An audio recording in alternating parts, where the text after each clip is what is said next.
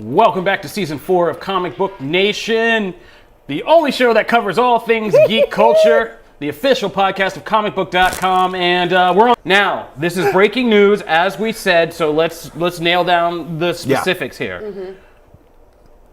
There's been a lot of confusion because people heard in recent days that Matt Shakman was possibly taking on Fantastic Four, but it was coming from sources that weren't exactly fully credible. No offense to all of you who reported it. Yes, this is the nut that the blind squirrel found, you guys were right about this one, but it wasn't something that we could take on like headline, for trade spewing fact.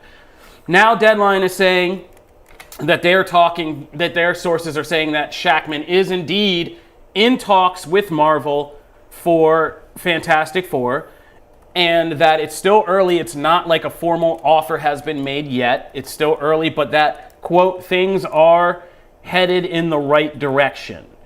That's not surprising. Matt Shakman and Kevin Feige have been notably chummy ever since WandaVision happened, because Matt Shakman took on that project, one of the most still ambitious kind of Marvel TV projects we've seen. He did a great job with it. WandaVision got a bunch of Emmy nominations, including one for him as director. And so obviously this is somebody that, Marvel would want to keep in the circle and stay close to. Matt Shakman has a long kind of good resume. He was one of the main architects for Why It's Always Sunny in Philadelphia was a hit. He directed some of the best, most, fan-beloved seasons of that show. He did WandaVision, so it's about time, and this is what Marvel does. They take people who have been rising up and putting out consistent, great work for a long time, usually in comedy, oddly enough, and then they jump them up to... are people mad about this? No one's really weighing in yet, but can I just interject? As someone who doesn't really have a background with, this entire branch of Marvel content, is this do we need required reading? What do I need to know? Before this starts launching? Because I feel like now is the time to get familiar with Fantastic Four. Woof, that's a big question. Mm-hmm. Yes, there's a lot. Aside from X-Men, Fantastic Four can get a little tricky because there's been many iterations of the team, from the classic stuff to when they've tried to vary up the formula by kind of doing new Fantastic Fours. There's been one member of the family's gone, replaced by some Marvel hero like Spider-Man, or there was a time that there was a Ghost Rider, Hulk, Spider-Man, Wolverine, Fantastic Four. There's been the Future Foundation, which is them embracing more of the sciencey sci-fi side of the series and not just being a superhero family, but interdimensional explorers and all that. I love that, though. And so they've basically stretched Fantastic, no pun, but they've stretched that concept in all kinds of directions. But the core of it is that they are a family, and they do all these kind of fantastical things with like I said, interdimensional travel and all that stuff. Mm-hmm. So, yeah. That's exciting, though. Yeah, I know. Man, it's one. Where do I start? We're getting to the point where I don't think with Fantastic Four, because as Kofi said, it is there have been so many different iterations, and also Fantastic Four has been one of those properties where it is very well known, but that doesn't mean it has been popular. Right. It's kind of in the spot. That's actually that's how I feel. It's well known. The heroes in it are well known. Most people know who Mr. Fantastic is, the Thing, Human Torch, Invisible Woman, right? Yeah. And Dr. Doom obviously is the one of the biggest villains in the world. But Dr. Doom has, and the Fantastic Four have had some great stories. I'm not saying that, but I am saying that they have struggled in years, and they were kind of in a place where Iron Man was before the Robert Downey Jr. of it all changed up and made Iron Man into a huge character, right? They're very well known, but sometimes Marvel struggles to get them to a point where they resonate with current fans. They've had that issue in the past. So for me, I think actually it wouldn't be necessary to go and read a bunch of stuff, because they're probably going to do what they've done with Moon Knight and other things, and they're going to onboard people as if, hey, this is your first time knowing these, and they've done a very good job of streamlining origins before. And frankly, the Fantastic Four, their origin is pretty straightforward. So how they got their powers, how all that, right? How they met their nemesis, all that stuff.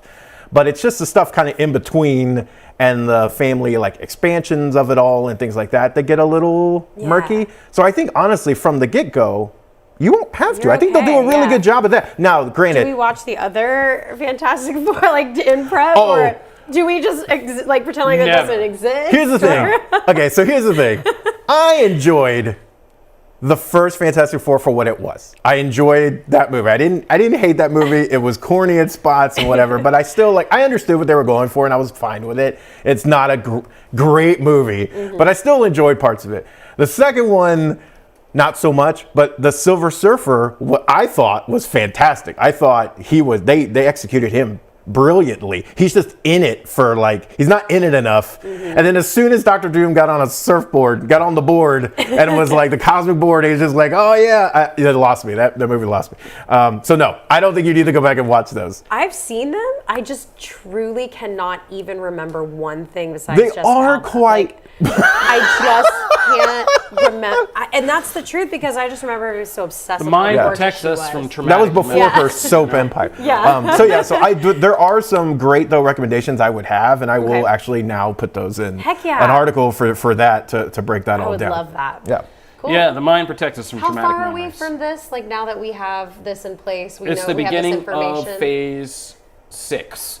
Got so you. 2024, I believe, is when. Terribly far. We're on our way. We're almost through Terribly far 2022, away. guys. I'm not sure. I just realized this the other day. I'm like, oh my gosh, we're towards the end. We're almost in fall. I guess technically we are in fall. Oh yeah. By the way, so Damon did bring up the other Fantastic Four movie that came out after that one. I completely just ignored. I don't think that existed. I don't think that existed.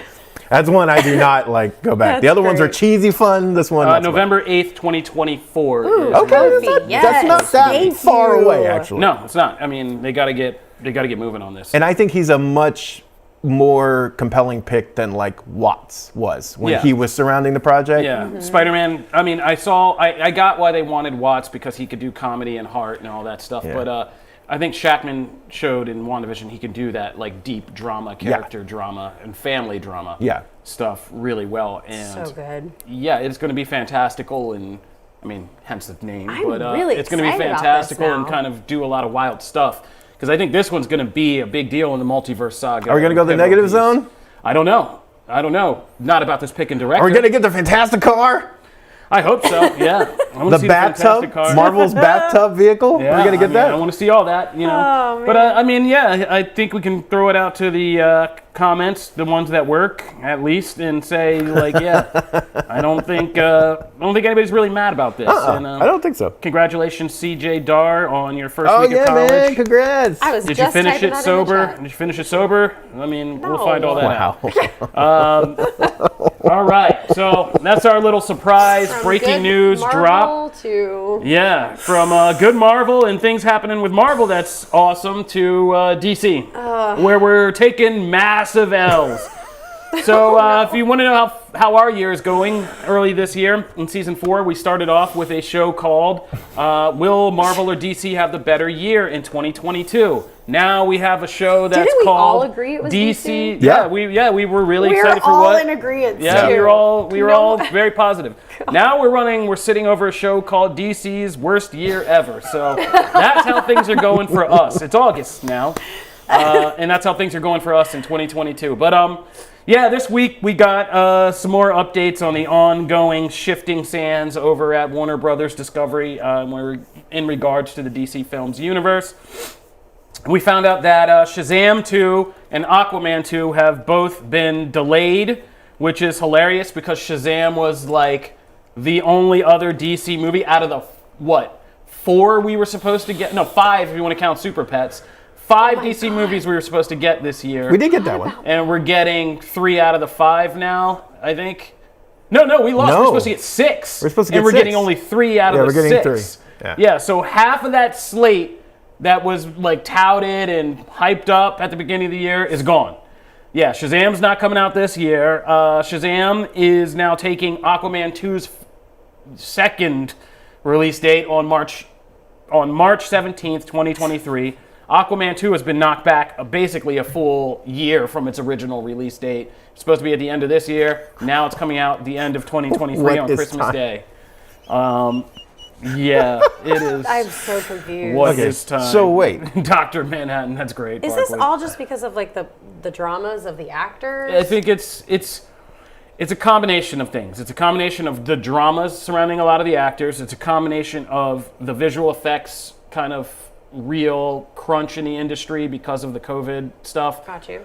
It's because of the shifting situation at Warner Brothers in the Discovery merger and a whole new CEO, executive board, people coming in and being like, yeah, no. And having a new strategy and trying to shed debt and trying, like, there's so many, it's one of those things. I actually feel, so like this one, of all the different dominoes that have fallen so far, this one actually is the one that makes the most sense. And if it were isolated, I don't actually think we would, like, it would be a bummer that we weren't getting these movies this year, but you can actually see a very logical reason why. Like, the reason was, or there's a couple of reasons to this, right? But like this one makes sense because Avatar has all the IMAX screens for that release. I didn't think about they booked them that. all. Yeah. So Shazam wasn't going to be able to That have, does make sense. No, it would get eaten alive. it would get eaten Yeah. alive, right? Shazam was not And ready it's for that holiday already movie a beef. property that you're not like necessarily banking on to be $1 billion Right. thing. So you don't want to set it up for failure.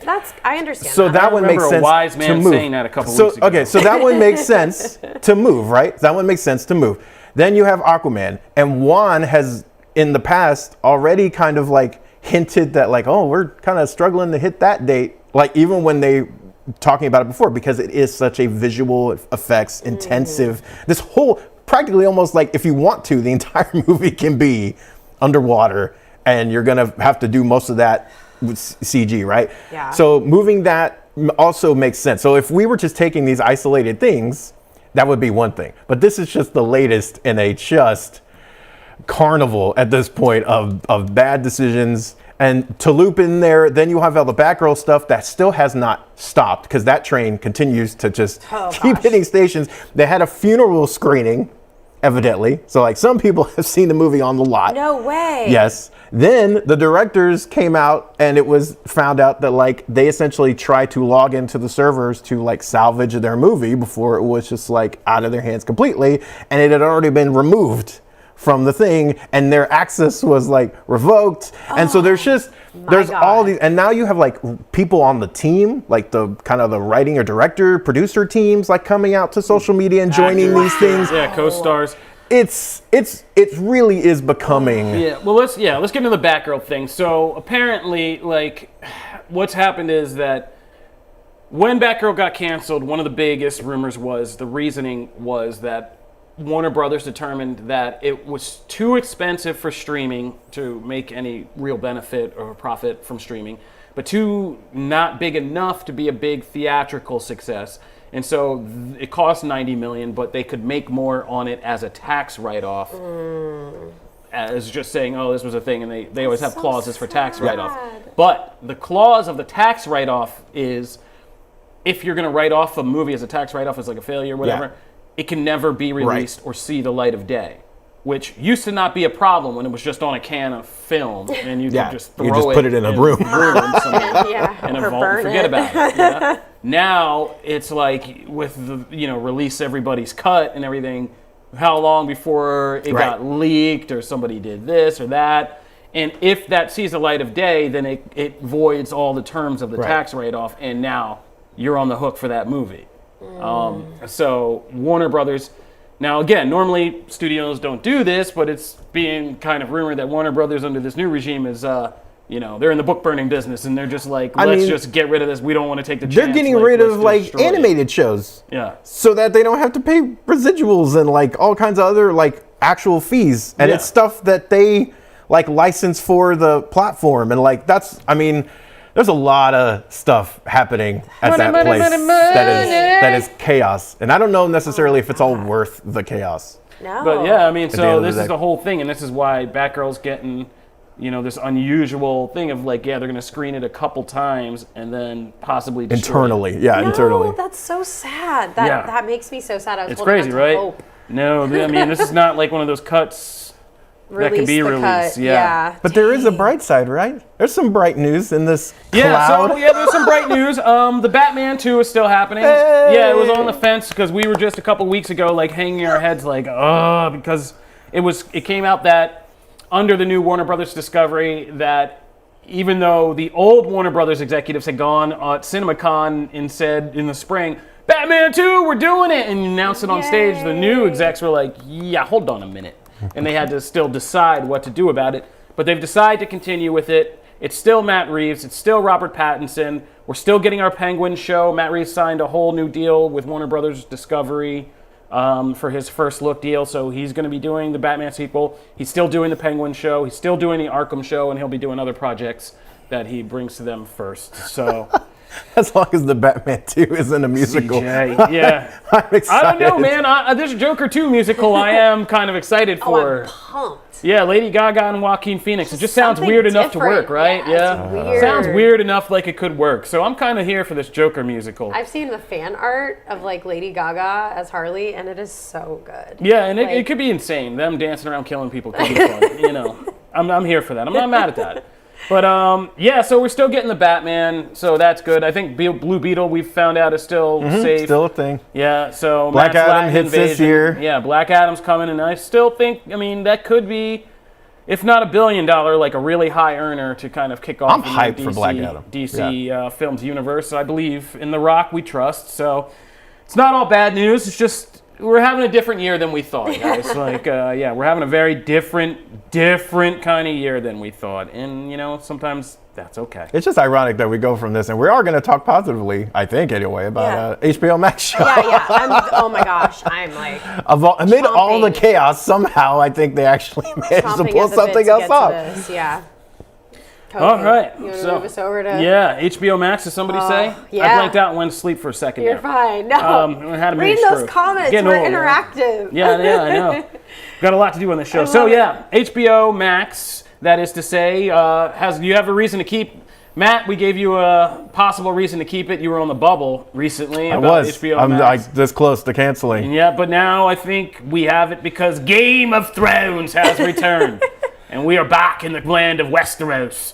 For House of the Dragon. And we're all going to bleach our hair. Yeah. Well, you're already over there. You've never gone. You've been Targaryen a long time. Always. I had blonde tips for a minute. Yeah, no, I don't think it works for me. That is so 90s. It didn't look good. Early 2000s. It did not look good. Love it. Just come out looking like Cisco. Nobody used to see that. I love the Targaryen's hair in this, though, because it was, especially him, it was really awkward at like some points in Game of Thrones. Yeah, they didn't have wig money early on. Yeah, they did a really good job with the wigs. They had to go down to the corner bodega and get wigs back in the day. Now, although Matt Smith says their wigs are very good, but they're so tightly on their heads that it gets real itchy and crazy. That makes sense. Yeah. He's great. That's why Emilia Clarke at the end was just like, look, bro, I'm just going to get my hair done and I'm just going to be like this because, tired of the wigs. Yeah. But wig talk aside, House of the Dragon premiered and I think it surprised even some of the most staunch Game of Thrones haters who didn't like the finale of the show in the last season,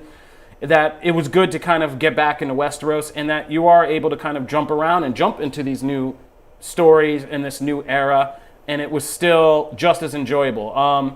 I really enjoyed this premiere episode. I think I enjoyed it more than the first episode of Game of Thrones. I mean, obviously the budget and stuff is much different. Like you said, the wig budget alone is increased.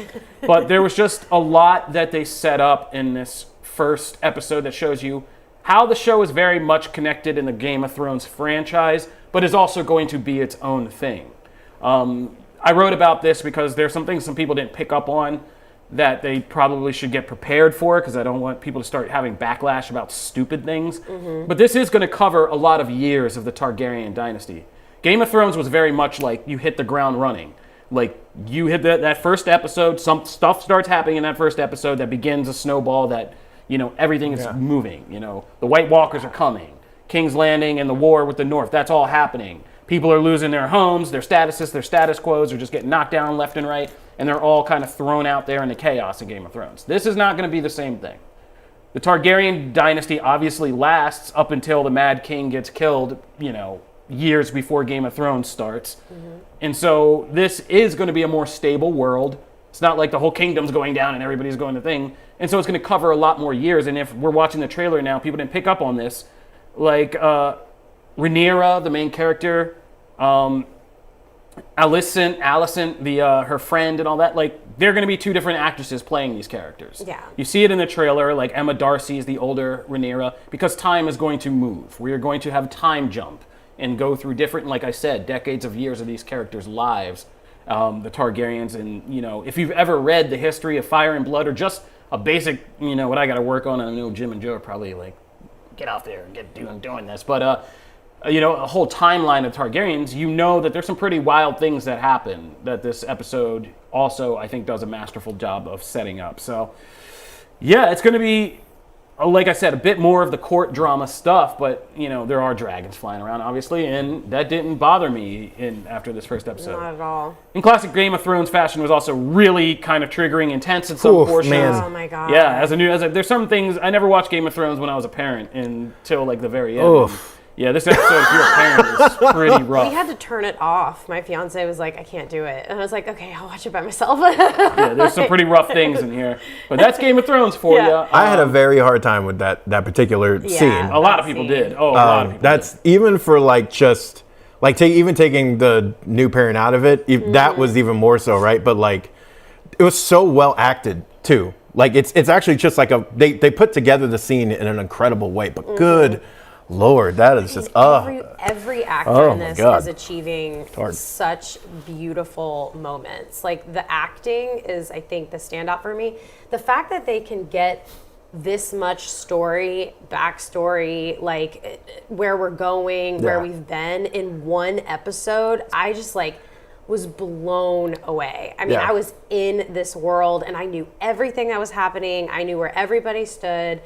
And the fact that they could get all of that in one episode, that is what I was really excited about. It was impressive for someone and I actually am excited that Damon, it looks like, is also on this journey with me because he's never seen Game of Thrones. Yeah. I have watched, an episode. We just threw you. We have Dragon Fever this week. I don't know if people have seen the episode title. This is all about dragons this week, and we just threw you into the dragon pit deep, huh? Yeah, but I didn't realize we were doing it twice. I came away I want to watch the rest of this series. I'm very glued. I got into the characters, and like you said, what helps here is that it's so simplified as far as what it's actually about, right? Mm-hmm. Yes, there's a lot of intrigue and different people factoring in, but it's ultimately about this kind of fight for the throne, this I should have that, not you, I should be this, right? It's just that stuff, and I can grasp that without getting into all these other things. Well, to be fair, that's what Game of Thrones is about, but there's just a lot more people, and there's a lot more thrones people are trying to this is very compressed, and it's just it's very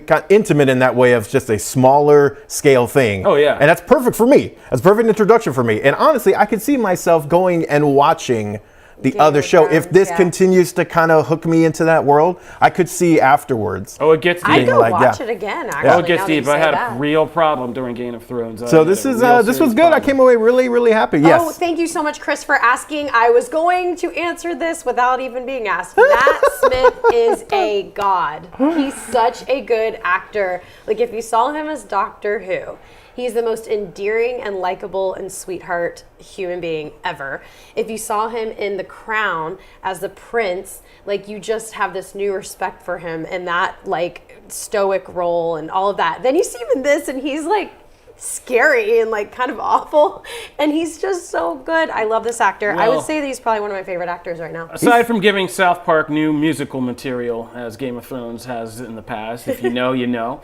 Matt Smith contributing to the next South Park Game of Thrones song.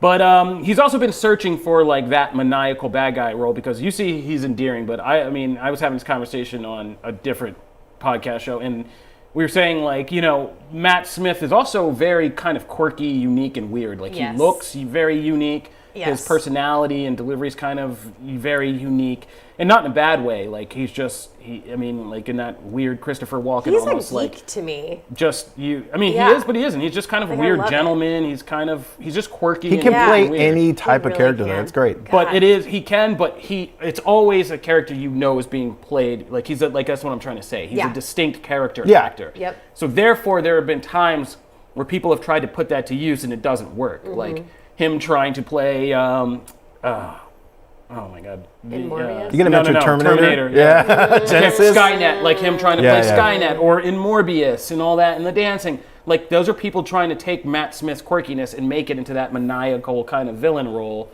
or just whatever. And what's great about this show is he's a little bit of everything. Like, it fits him perfectly because this character isn't quite a bad guy, isn't quite a good guy, like is kind of demented and but also very noble at the same time, and that's perfect for him. Yeah. And him kind of keeping you guessing and unsure is what you can do with Matt Smith very effectively. Second favorite Doctor. Oh man. Second favorite. David Tennant, right? Is your favorite? Always. Okay. All right. Anyways, Chris Eccleston. If you are watching this show, I love Eccleston too. He's my favorite. But you should definitely check out the show. It is a great show. Yeah, House of Dragon, getting those HBO Max subscriptions back up. And there was some good stuff in this first episode. And like I said, if you know, I can't wait because I know a lot of the history of the Targaryens. Like I said, I had a real problem when I was doing Game of Thrones and covering that and reading all the books and all the appendices and all that. There are some pretty wild things that are going to happen in this show that I can't wait for people to see, and kind of twist development. So it's good to be back because we started this show way back in season 1 with Game of Thrones final season. Awesome. And now we're back again, and now we actually have Matt here because that first season was awkward and he was just looking at me like, I don't know. What? I ask questions. What are you talking about? I ask questions. We're all freaking out about Battle of Winterfell sucked. It's so dark. Matt was like, and I was like, who's that? Who's that? That's going to be me with the next You're like, topic, is Winterfell, is he okay? And like, Winterfell, is he okay? So we've come a long way, baby. We've come a long way. We act like it hasn't been. We've been doing this show for a long time. We've put in the work. So, we've come a long way. It's good to get Game of Thrones. It's good again. So, all right, we're going to take a break, but when we come back, we got to get to the second half of our Dragon Mania episode, which is I'm throwing everybody in the deep end. We're doing more anime because we cover all things geek culture, and we've been slacking on the anime front. But anime is mainstream. We're doing more of it, and I started by throwing everybody in the deep end by going to see the new Dragon Ball movie, Dragon Ball Superhero. So we're going to have a special guest come on and help us with that. We'll be right back. This is Comic Book Nation. Subscribe to the YouTube if you're on there, and if you're on the Twitch and it's on the Fritz, be sure to subscribe to YouTube, our YouTube channel as well. We'll be right back.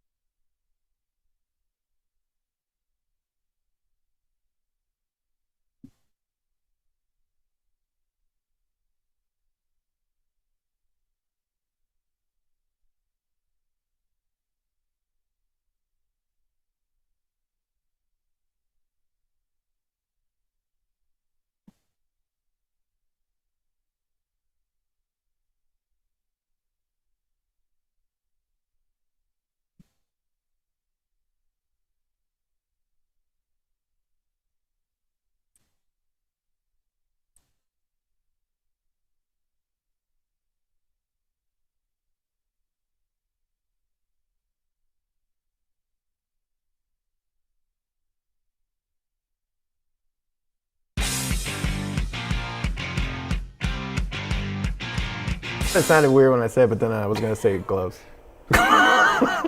What's up? We are back to Comic Book Nation. Matt was done showing us his big sword under the table, and now we're going to get back to the show. So, we are here, and we are talking anime, and we went to go see Dragon Ball Superhero because we're getting into some anime, and this has been one of not even one of, but the biggest anime movie release or opening. Setting new records, hyping up more Dragon Ball, and so the perfect place to start on our anime journey is right here. Janelle has a real life right now. She is planning a wedding, so she couldn't make it out with us, so it became a mandate between me and Matt, which is its own story about me and Matt's mandate to the movies, which might be a regular thing we have to do. It was fun. Very nice. It was very fun. Yes. So me and Matt went on a mandate to the movies to see Dragon Ball, but we're not going to make this all about us, even though I'd like to talk about, our whole experience together. We're going to bring in one of our expert anime killers from the comic book anime staff, Mr. Evan Valentine is hanging around in the wings. Hey, everybody! Thanks for having me on. What a great week for dragons. What a great week for Dragon Ball. Thank you for having me. Yeah, man. Welcome. It's been a while since we have you on, Evan, but it's good to have you back, and it's good to have you here because I know you and the rest of the comic book anime team have been hard at work. I actually don't remember this scene. What happened right here? When was this? Anyway. Did it all leave your mind already? Come on now. No, there was a brief moment where I might have passed out, but I was just very tired. Because by the way, he did. Yeah. He totally did. Yeah. There was a brief moment I passed out. It happens a lot in movies these days. I have 2 children, you all. I'm like, yeah, I have a very busy life. But it was only very brief, which is a testament to this movie because I couldn't stay asleep very long because, yeah, this was just too action-packed to kind of do that. So... Let's get into Dragon Ball Superhero. Yeah, this has been an interesting film because this opened lower in Japan than just about any other Dragon Ball film of recent memory or anime film for a lot of it, which was kind of a concerning sign, but it's opening huge in overseas markets, including being a new record setter here in the U.S. with 22 million, which is... And I did an article about comparing recent anime openings, like even franchises you think are so big, like My Hero Academia, Demon Slayer, Jujutsu Kaisen, like even their box offices, you're talking about topping off at the high teen millions for their opening weekend, and Dragon Ball is just kind of shooting up past that and opening with 21, bordering on 22 million. So that's a big deal for where anime is as a box office draw, and it's interesting that this particular film is performing so well overseas and not in Japan. Yeah. My whole theory is because of the Gohan factor, this movie trades out Goku and Vegeta, the main characters of Dragon Ball and Dragon Ball Super particularly, and brings back Gohan, who was really the undercover kind of main character of Dragon Ball Z. And I think that explains some of the box office is because the majority of people in the West, I know this, got exposed to Dragon Ball through Dragon Ball Z. I got it in the 90s when it was broadcast on what is now the CW, like on Sunday mornings. But then during the 2000s, of course, it came out in DVDs. Then it was kind of recut and remastered. It was put on streaming services. And so people have really discovered Dragon Ball Z. And as anime becomes more and more and more and more mainstream, people have gone back. This is one of the staples you got to watch, right? Oh, you got to watch Dragon Ball Z is the one people have heard about. So Gohan is a known entity to a lot of people on the Western side. He's like their hero, the guy that they kind of got behind. So I understand why this movie about Gohan, essentially becoming the man again is so popular here. So I'm not mad at it. I've been Team Gohan for a long time. I've been somebody who's mad at Dragon Ball Super for kind of essentially abandoning a lot of the story threads that Dragon Ball Z set in motion, and I'm happy with where the franchise is going, and we'll get into that because there was more stuff this week that happened, but so much stuff. But yeah, Matt, we threw you in. This was your first Dragon Ball experience. What did you think? I did not really I knew what to expect from I've seen footage obviously of Dragon Ball. I'm not like that. Unprepared. I've seen stuff, right? But I didn't expect, number one, the animation style, like the way this looks I love this. Like everything just pops so much on the screen. Like all the characters, the fights themselves, the cool effects. I love just like the visuals of this movie. I was really taken by that because I didn't really expect it going in. I didn't know this was the first one that they'd really done this style, I guess, right? Is that the case? Yeah. I wasn't aware of that. So number one, I was just like, this looks super cool. Also, I came away with a couple of favorite characters that I didn't know anything about. I knew Piccolo was the green one, all right, or like one of the green ones. That's like what I knew, right? I mean, I'm serious. This is what I knew. So then I came away just like loving that character, and a big part of that is the like really fun dynamic between him and Pan, who I just adored. Oh my God! Now, yes, I know part of that is because I see Ember in every kid that's out, right? I see it, right? I get it, but still, it's adorable. Like the flying thing and like the back and forth between them is so sweet, and that also made me invested in Gohan's story because I was mad at him at first. I was like, "What are you doing? Like, what are you shirking your parental responsibilities for? Why's your head in a book? He's only doing Go what he fight learned. Stuff, right?" I understand. So there was stuff like that really got me invested. I also will say that it was nice to have a couple new characters for someone like me coming into this and go like, I even asked you at one point, I was like, am I supposed to know anything about them? And you're like, no, like they're brand new. Dr. Hito is amazing. Dude eats Oreos all the time. He's just eating Oreos for like, I feel like half the movie he spends eating from a plate of Oreos, and like it's so amazing. And that's a good pause, because I think this was something you didn't realize about anime, but like that I was just like, oh yeah, this is like totally anime. That you were just like amazed that they took time to animate like simple things like him popping out more Oreos and like sitting there and how many Oreos we're eating. You were like fascinated by this. I was like, oh no, bro, that's anime. Like those little kind of weird life flourish details that they spend so much time like intricately animating. There's that whole sequence where remind me who his two Gamma, creations. Gamma Yes. 1 and Okay. Gamma 2, yeah. So there's that whole sequence where I was just losing my mind over the thing. Kobe kept looking at me like, oh my God, I can't take this dude anywhere, right? So I'm like sitting over there giggling because like there's this whole sequence where one is trying to get the other to pose. Yeah, he's trying to get him to do the superhero pose behind them while they're having this like super serious conversation. Yeah, because Gamma 2 is very much like into the superhero thing, but Gamma 1 is very much like not in like that stuff. Just made my day, man. It was so good. But like just overall, by the end of this, when we get to the big kind of final battle and everything, I was invested. Like I came away liking these characters and caring about what happened to them. Not so much the like Goku of it all, but I also liked that like I thought this was going to be, I didn't know anything coming in. I thought this was going to be a Goku movie because that is the character I have seen the most associated with Dragon Ball. So I assumed that's what this was going to be. And coming away from it, I kind of liked that was a relatively small part of the movie. And I really gravitated towards these other characters. And I think it actually made me more excited than if it had just been a kind of typical Goku big long storyline battle stuff that I don't know if I would have been as engaged. And in that, you have made Toei Animation extremely happy, because that's essentially what this movie does.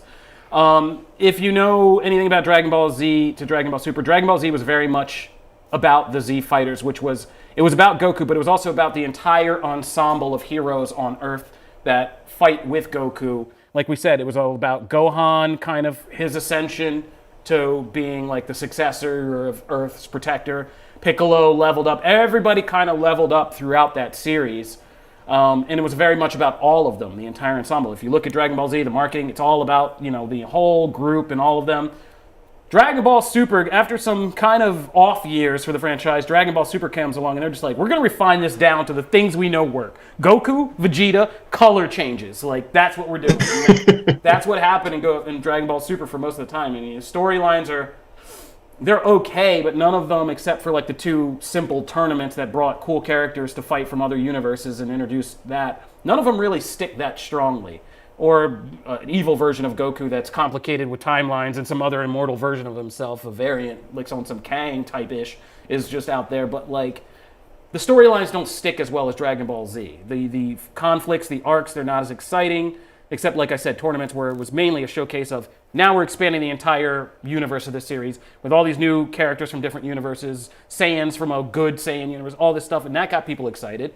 But in the process, it was always about just Goku and Vegeta getting new colors, leveling up, and that was it. The rest of it's become a joke that the rest of the characters from Dragon Ball Z don't even belong in there. And now in some of the issues of the manga, when they get meta about it, they have characters being like, I don't even belong in this anymore, because they can't possibly fight the level of fights that they're having. So this was very much a corrective measure, because Gohan, we know, is the strongest. Like the last series said that. He's stronger than all these people. And so you've just been having that sit there while he's just been kind of D'ing around doing intellectual stuff and not fighting and doing that. He was in the tournament, but he was just weak sauce in the tournament compared to like Goku and Vegeta. And so, yeah, it was time to correct that. And so this movie's correcting that. Mm-hmm.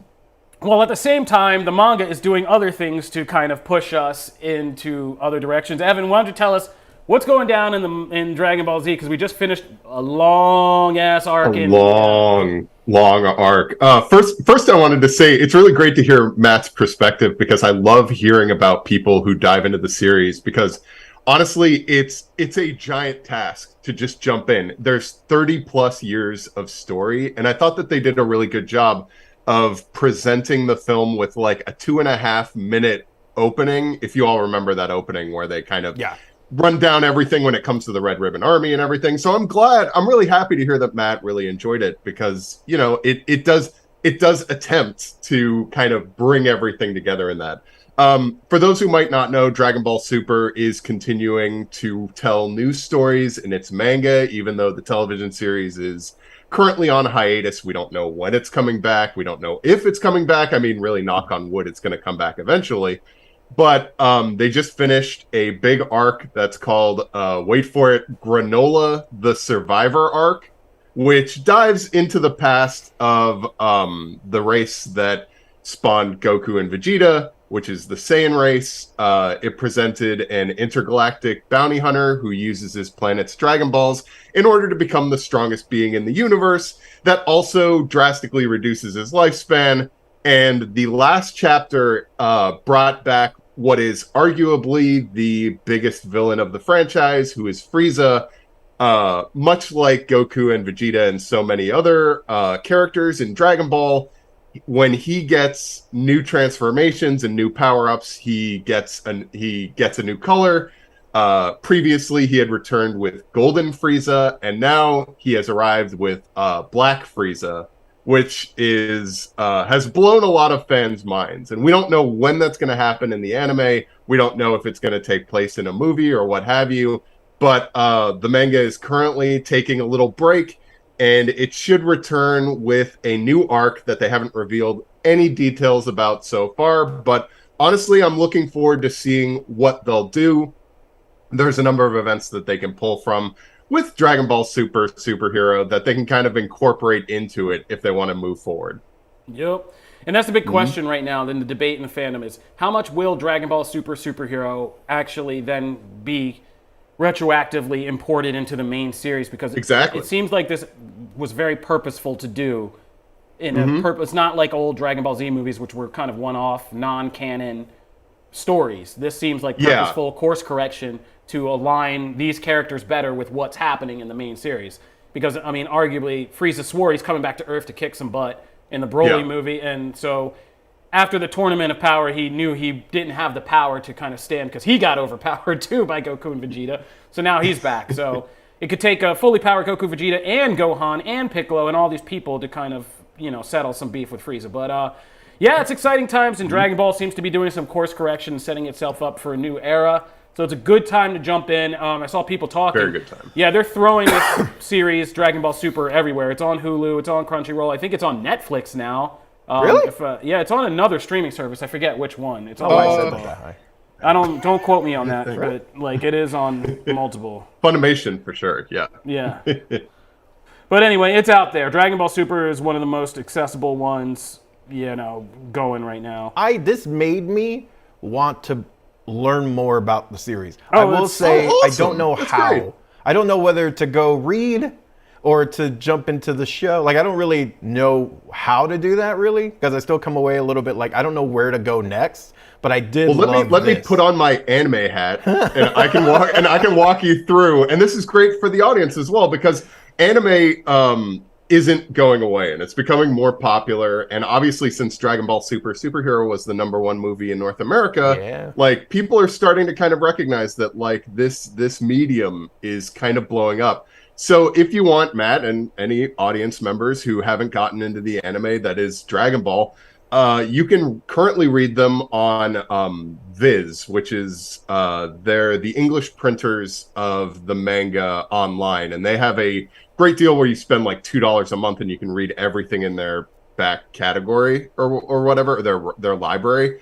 You can read Dragon Ball from start to finish. I think you could probably do it in, I want to say, probably like a week to kind of catch you up. Oh yeah. No. I've said it multiple times on this show that Viz subscription is the best bang for your buck you're gonna get. It's really good. But also, if you have a subscription to like Crunchyroll, you have a subscription to Hulu. I'm not sure if they have the original Dragon Ball and Dragon Ball Z on Hulu, but they also they did release a series that was called Dragon Ball Z Kai, which is effectively it tries to it edits, it cuts, it slashes and burns a number of footage and kind of puts it all together into less episodes for you to watch. So I would say that would be kind of the best if you want to dive into the anime. Dragon Ball, the original Dragon Ball series, which came out in like the 1980s, does have some important stuff in it. But if you want to bypass that and just run into Dragon Ball Z immediately, you can totally do that, and I don't think you'll be missing. Yeah, no. If you start with Z, you'll be fine. Yeah, you'll be fine because it changed the mythology so much from the original series and kind of went in this whole different direction. Like, all it's right. like an Outcast album. Like, I'm down for that. An Outcast album. No, seriously. Like, by the time they went from just being like Street Fighters to like now we aliens to like it gets crazy. But that sounds awesome. All right, but that's it for anime. There's a lot more going on in the anime genre right now, so keep it locked at comicbook.com. Anime, we got My Hero Academia's coming back. We still got one season of Attack on Titan to finish by next year. We'll definitely be talking about all that when that happens. Got a new one called Chainsaw Man coming down the pike. That looks awesome. Yeah, it's going to be a lot to talk about. So good. We'll be doing more anime because we got to tell you guys. I mean, we're not doing enough service for that. We got to service all of geek culture and tell you guys why you should be checking some of this out. So, thank you, Evan, for coming on. Dragon Ball Superhero is killing it at the box office and is in theaters right now. It is a good jumping on point. And you need some brief history they go over in the beginning, but after that, you can kind of get into it. Matt's okay. See? Yeah, I'm good. All right. That's fun. So, thank you, Evan. Thank you, guys. And we're going to move on now to our next thing, which is talking about She-Hulk. Welcome back, Janelle. You have a nice break? Yeah. We're just right. hanging out in the Excellent. chats, talking away. Yeah, She-Hulk episode 2. Let's talk about it. So there's not a lot to talk about because there's not a lot to episode 2. It's only 20-odd minutes. Boy, it is quick. Yeah, it's 20-odd minutes. It's quick, but it's I wasn't mad at that, though. Yeah. I wasn't mad at it. It's a quality episode, but it's just a shorter episode. And it basically just... Because we got a lot thrown at us in the first episode. But a lot of it had to do, of course, understandably, with the Hulk of it all. But this one is about how that all affects, the life of Jen Walters, attorney at law. Yeah. And so we got that kind of her slice of life about what the fallout of her hulking out for the first time in a court is, and it handles it pretty well, and it's pretty deft, storytelling for 22 minutes because we get a lot. Yeah. And I've watched it now like 3 times, and I'm like, each time I'm like a little more amazed about how they manage the whole thing. Because we get her legal, how she resolves her legal or her professional issues. We get her family life. Yep. We get, a reunion with Tim Roth's Abomination. And then we get a good twist ending that even just helps fill in some important Marvel Cinematic Universe storytelling gaps. And so I wasn't mad at it. So it's a tight 22 minutes. And I think it helps solidify. I like this in the first episode as a set to kind of see I agree. how people feel about it. Yeah. And I think altogether, I can't say anything that much because I've seen all 4 first episodes and I've already said what I feel about it and how much I like it and how fun it's going to be. But again, this also did the same thing I said. It generated good Twitter buzz and stuff like that and is entertaining Marvel fans, and it has a lot of people they're in after this for this episode of what the show is going to be in terms of like a sitcom. Yeah. And I think that was the biggest achievement for me. It's really charming. Like the show in general is just really charming, and it's likable and it's easy to watch more than once, like back to back. And I can't really say that for any of the other shows. Like I love, WandaVision is my favorite, but I would take moments to rewatch it, or even like weeks. This one I literally just watched it twice in a row.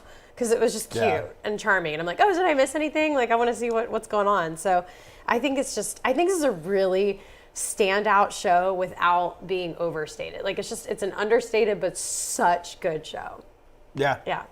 I think you said it best. I don't really have much to add. I think part of it is too that I don't want this to come off as negative. It's not I forget sometimes. Like there's a little bit of a forgetfulness vibe to it because it's just fun and I enjoy it. But then I'm like, oh, good, okay. Like I move on to the next thing. So like I wouldn't say it's grabbed me as much as some of the other shows because to me they're doing a little bit more as far as just the type of maybe. I think that's actually a great way to put it.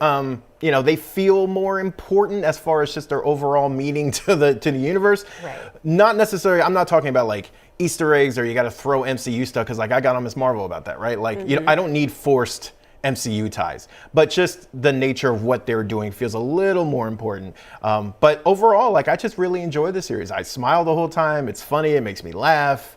You know, I like the show. It's great. Yeah. Yeah, and just some quick things. We're not going to go too deep into this. We have a whole Marvel show, Phase Zero, that dissects these episodes each week. But yeah, there's some fun things people are buzzing about. There's a tease of World War Hulk or some form of that possibly happening with Hulk going back into space and to Sakaar, it looks like.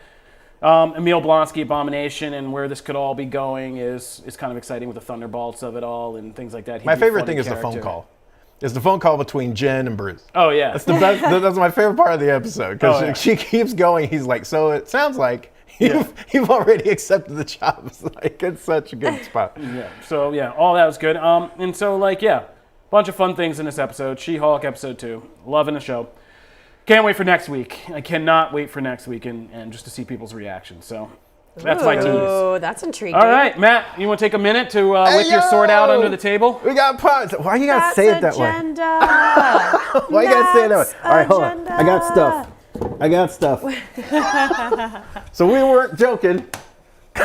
So because it is Power Week over here, it's Power Rangers Power Week. It's Power Month, actually, and Power Rangers Day and everything. So it would be remiss of me not to celebrate with some Power Rangers merch. And I got the chance to check out the Mighty Morphin Lightning Collection Power Sword.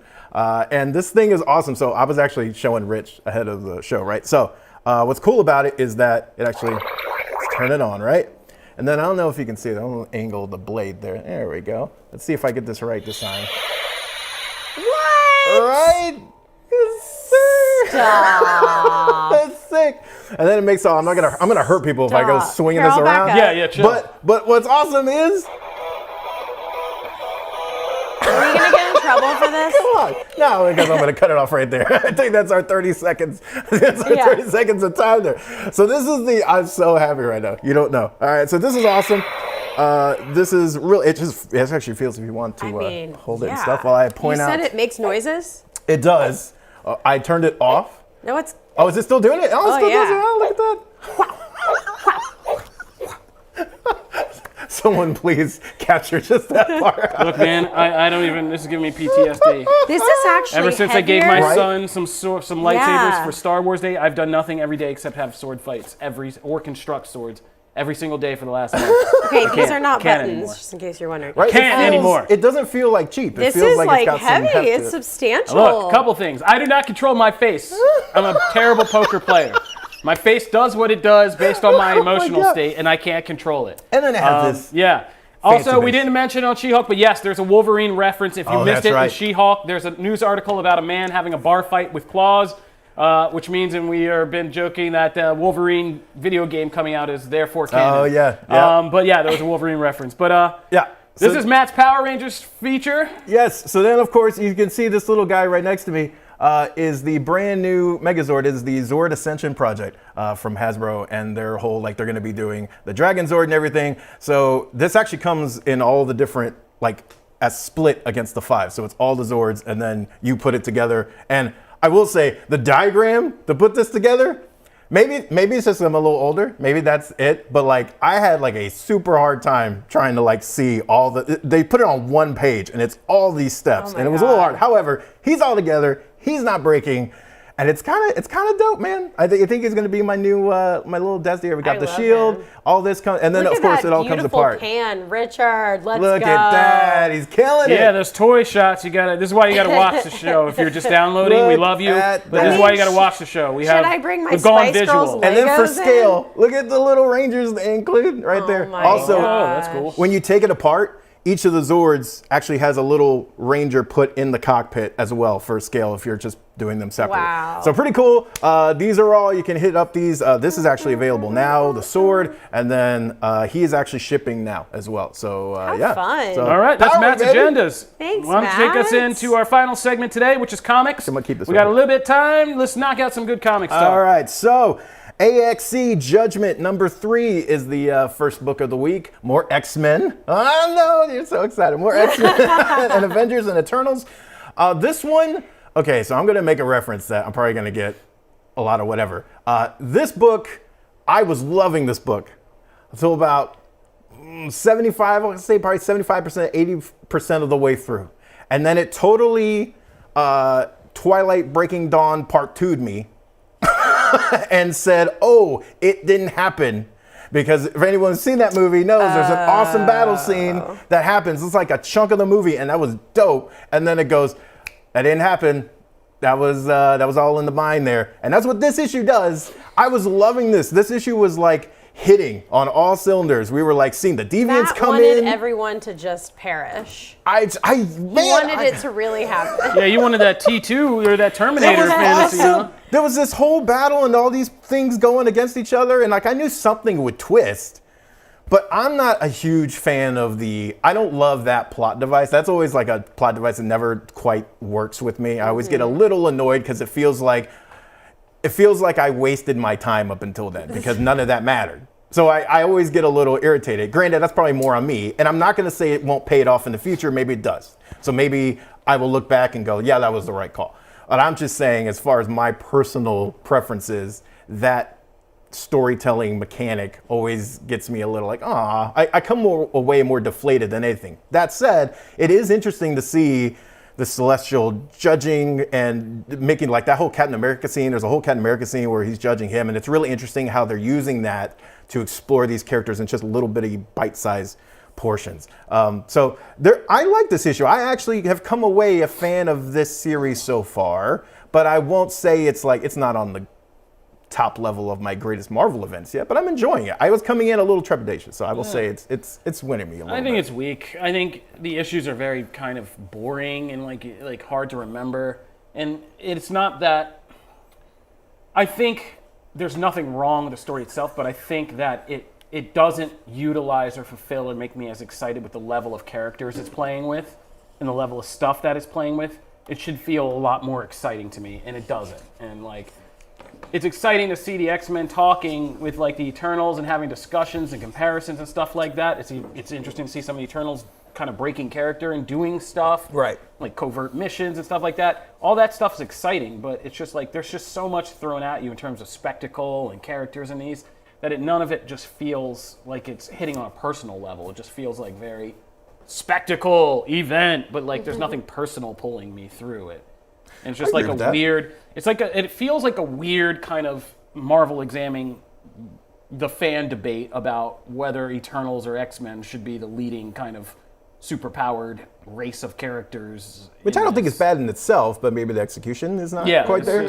The execution. Oh, wow. I didn't even put that together. My bad. No, and that's what they need. We need the executioner to come through and fix all of this. Yeah. But it's okay. Yeah, I'm with Kofi on this, but I'm glad I'm not alone because I was like, oh no, maybe I'm just biased because maybe X-Men aren't my favorite.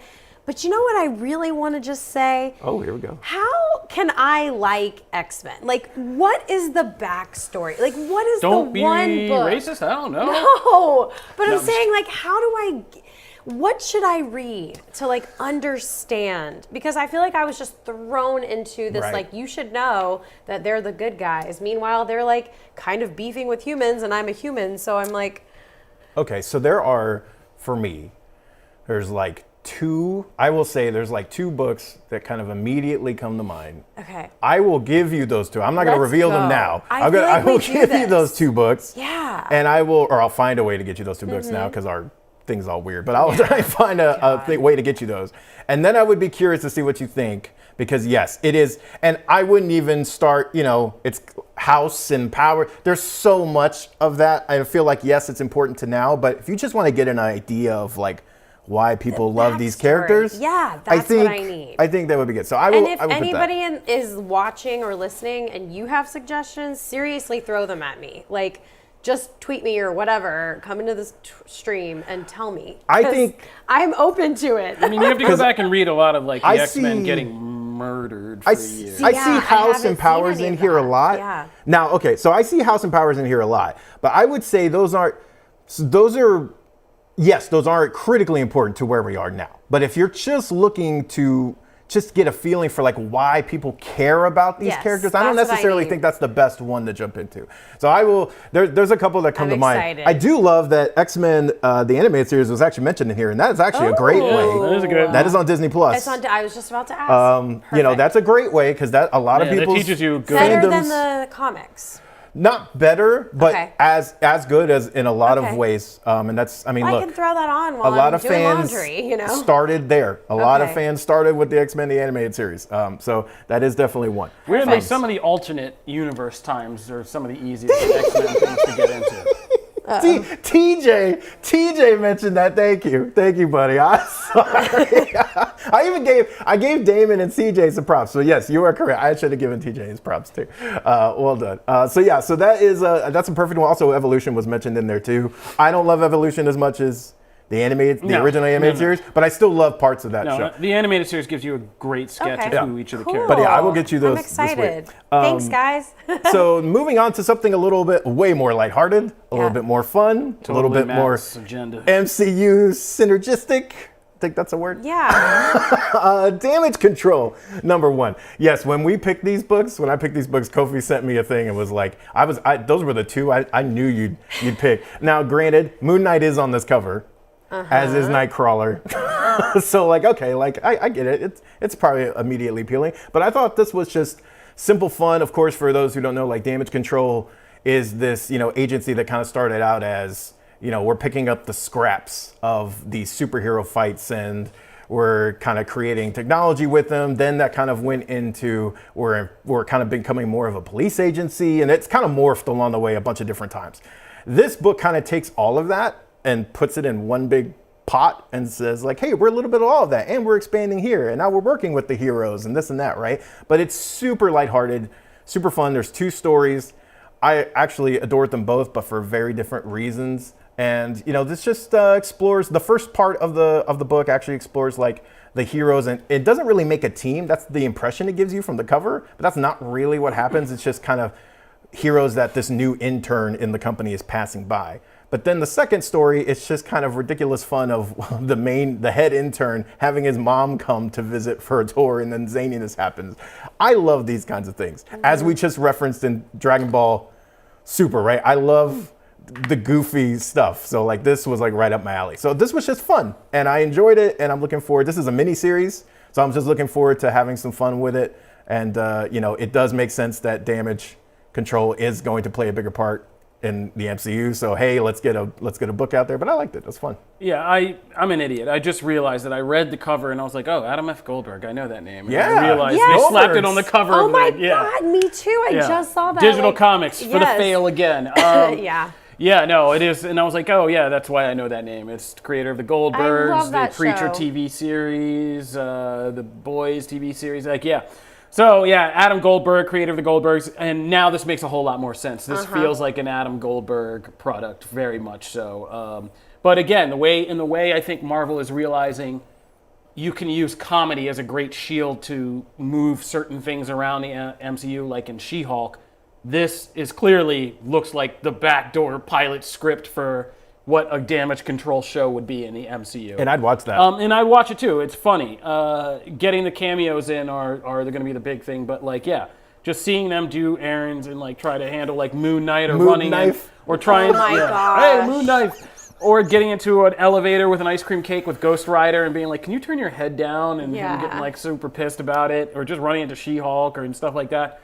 Like, this was a great hook, and the kind of douchey guy the new kid's working with who is acting more important than he is and all that. Like, there's still like a good character story underneath all this, and even these zany characters are going to have, you can see where they're going to open up later and be more, vulnerable and stuff like that.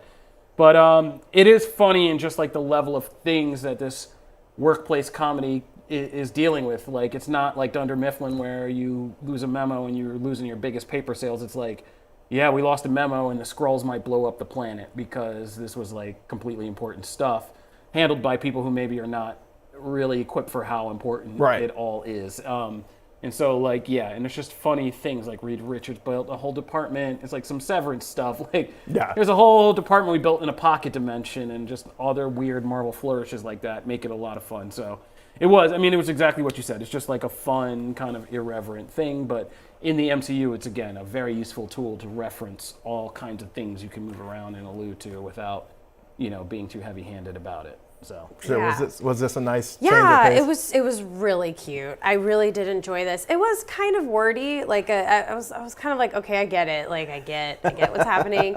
And I kind of like did feel a little focused on the intern. I didn't really care much about him. Like he wasn't likable or anything to me. But I think that's more of you just need to keep reading, or maybe just not my favorite character. But I love this office style thing. Like this is so fun, and I definitely want to keep going with this. And I didn't even know what damage control was. Like I didn't know there existed such a thing before I read this. So I definitely want to see more of what this is. They've been in the MCU. They've been introduced because it was,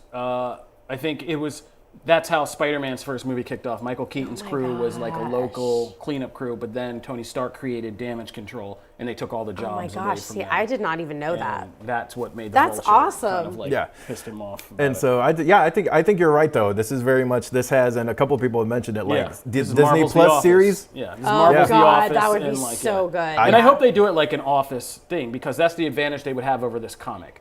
Is somebody filming or making a thing about damage control and then being like doing the faux documentary thing.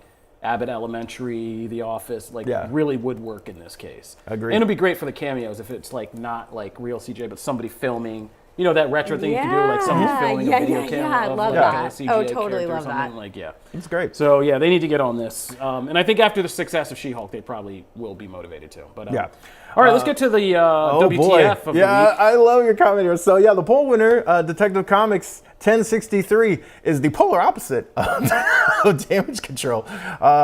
We came away, because we read the last issue of this, and we came away, from what I remember, pretty positive on that issue. And it had two stories. It had the first story, it's kind of focused on Batman and this kind of new group that's, really not a new group, but they're kind of trying to reestablish power and stuff like that. Then it has a second story that was with Commissioner Gordon, and it was kind of this tale of like he's looking for someone to need him. Tie into the Joker series, which I enjoyed. I've been enjoying that. And we came away pretty, and those ended in some interesting places, but came away pretty high. And then this issue, takes both of those stories into very different than what I expected directions. And I don't know. I came away just very conflicted on them, because I don't know what the Commissioner Gordon story. I'm actually still there's parts of that I really enjoy, but there's other parts I'm like, what the hell is happening? I don't understand. What is this metal in the door, and what is this? Where's this guy from?